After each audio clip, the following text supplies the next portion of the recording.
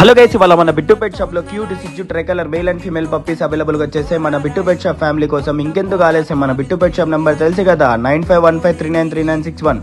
ఎవరు మిస్ చేసుకోవద్దండి. కొత్తగా మన ఛానల్ చూస్తుంటే లైక్ అండ్ సబ్స్క్రైబ్ చేసుకోండి, ఫాలో చేసుకోండి. పక్కనే ఉన్న బెల్ ఐకాన్ క్లిక్ చేసుకుంటే డైలీ అప్డేట్స్ ఉంటాయి గైస్.